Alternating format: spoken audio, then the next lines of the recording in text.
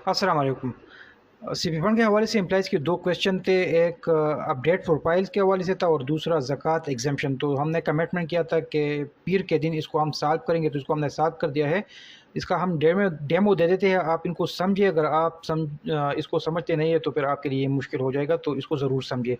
अच्छा, जैसे आप अपने अकाउंट को लॉगिन कर देते हैं तो जो ये अपडेट प्रोफाइल वाला बटन है, इस पर आप क्लिक कर दें तो इसमें 2 चीज़ें हैं। अगर आपका अकाउंट वेरीफाइड नहीं है, यानी आपने जो डाटा सबमिट किया हुआ है पेंशन फाइनेंस डिपार्टमेंट को, उन्होंने वेरीफाई नहीं किया हुआ है, तो आप पर कोई रिस्ट्रिक्शन नहीं है। आप किसी भी फील्ड को चेंज कर सकते हैं, अपडेट कर सकते हैं। यानी मैं अपना फिर अकाउंट नंबर भी अपडेट कर सकता हूँ, टाइटल भी कर सकता हूँ, एएमसी भी चेंज कर सकता हूँ, फ़ंड भी मैं चेंज कर सकता हूँ, कन्वेंशन से मैं शरिया कर सकता हूँ, कोई भी फील्ड में चेंज कर सकता हूँ, कोई रिस्ट्रिक्शन नहीं है।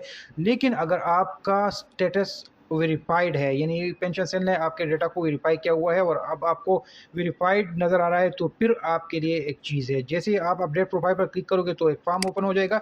उस फॉर्म में आप सर्टेन फील्ड्स है, उस में आप चेंज कर सकते हो। बहुत से फील्ड है, अनवेरिफाइड है, थोड़े कम है, लेकिन है बहुत से। उसमें आप अपना फंड मैनेजर चेंज कर सकते हो, जिस तरह के इसमें है वीपीएस टाइप। इसमें अगर कन्वेंशनल है तो इसको मैं शरिया कर देता हूँ, तो मैंने ये शरिया कर दिया। और एएमसी टाइप को भी मैं चेंज कर सकता हूँ, मैं कर देता हूँ एनवीफी फंड मैनेजमेंट लिमिटेड, इसको भी कर दिया।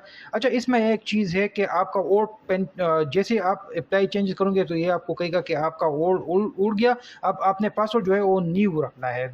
ओल्ड पासवर्ड आपका ख़त्म हो जाएगा, न्यू पासवर्ड आपने इसको देना है। जिस तरह मैं इसको दे देता हूँ, ये मैंने न्यू पासवर्ड दे दिया और अब मैं अप्लाई चेंज कर देता हूँ। फिर आप देख लें, जो मेरा वीपीएस टाइप है वो शरिया कंप्लायंट हुआ होगा, और जो एसेट मैनेजमेंट कंपनी टाइप है, एएमसी टाइप है, वो एनवीपी फंड मैनेजमेंट लिमिटेड हुआ होगा। तो इसको मैं अप्लाई चेंजेस कर देता हूँ, तो ये हो गया। अब मैं दोबारा अपडेट प्रोफाइल पर क्लिक करूँ तो ये आ रहा है मेरा जो है वीपीएस टाइप वो शरिया कंप्लायंट है, और अभी एएमसी मुझे दिखाई दे रहे हैं एनवीपी फंड मैनेजमेंट लिमिटेड, जो अभी मैंने अपडेट किया था। तो ये आपका अपडेट का वो सॉल्व हो गया। लेकिन इसमें एक और चीज़ है, असल में जो डेटा आप लोग सबमिट कर रहे हैं पेंशन से फाइनेंस डिपार्टमेंट को, जैसे ही वो वेरीफाई हो जाते हैं तो ऑटोमेटिकली वो जो एएमसी आपने सेलेक्ट की हुई होते हैं उनको पास ऑन हो जाते हैं। ये सीमलेस हो रहा है, इसमें एपीआई ऑलरेडी कॉन्फ़िगर है, इंटीग्रेटेड है सिस्टम। तो जैसे यहाँ पर वेरीफाइड क्लिक होता है और आपको नज़र आता है कि अब मेरा अकाउंट वेरीफाई हो गया, तो ये ऑटोमेटिकली आपके सिलेक्टेड एएमसी को भी पास ऑन हो जाते हैं ये डेटा। तो अगर आपका डेटा चला गया, और आज हमने सुना है कि एनआईटी और एनसीबी ने शुरू कर दिया है अकाउंट ओपनिंग, तो किसी का अगर अकाउंट ओपन हो चुका है तो फिर उनके लिए ये अपडेट का प्रोसीजर जो है गलत है, ये उनके लिए नहीं है।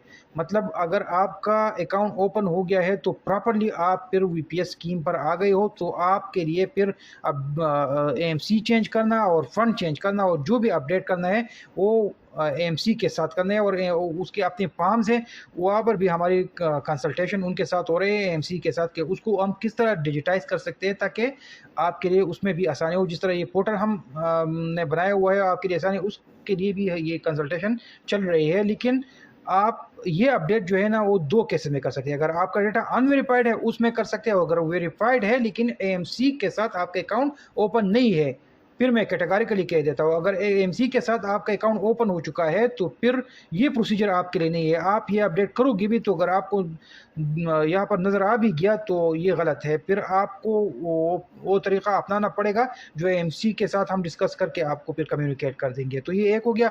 दूसरा जो है ज़कात एग्ज़ेम्पशन का, ज़कात एग्ज़ेम्पशन का हमने कर दिया है यस, और उसका ये है, पहले नो था, अब हमने यस कर दिया है। तो इसका मतलब ये है कि यस का मतलब ये है कि मतलब आपसे ज़कात जो है वो नहीं काटा जाएगा, वो आप खुद देंगे। अगर आपने नो कर दिया तो आप कंपनी को कह रहे हैं कि आप मेरे पैसों से ज़कात काट दें, यानी जितने भी पैसे जमा हो चुके हैं उनसे ऑटोमेटिक आप साल में जितना ज़कात बनता है उनको काट लिया करें।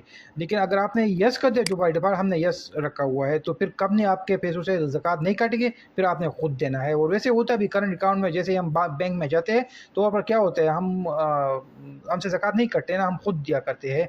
तो ज़कात एग्ज़ेम्प्टेड का ये भी मेरे ख़्याल से क्लियर है। शुक्रिया।